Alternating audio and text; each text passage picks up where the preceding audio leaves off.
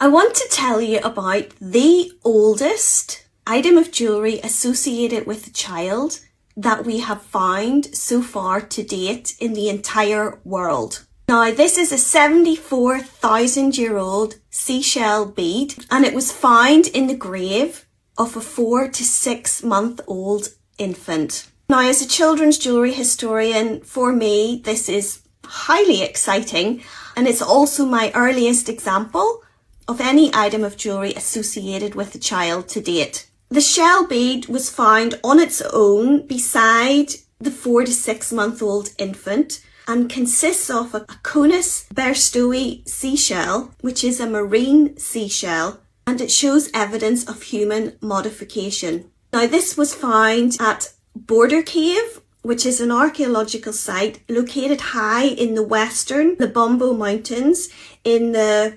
Kwazulu-Natal region of South Africa.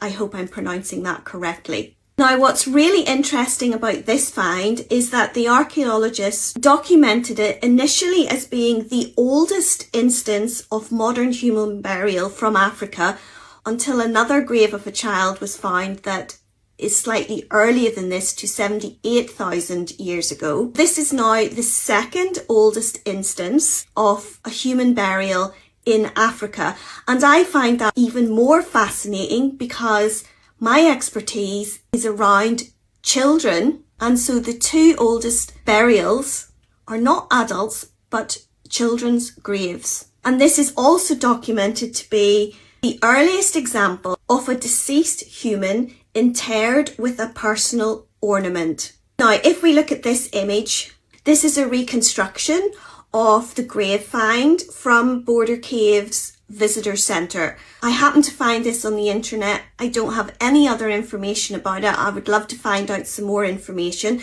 But if you look at it, what interests me is the position of the shell in this image. Now, bearing in mind this is a reconstruction, but if we zoom into that, we can see that this shell has been reinterpreted with a pattern on it. Now, I cannot find any written documentation to back this up. I'm looking at this further.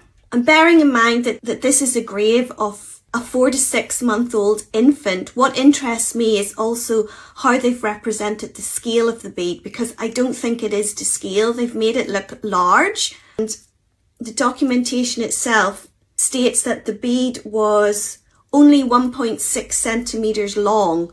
And if I look at that on a ruler, it's only actually this long. I would like to investigate further on this find.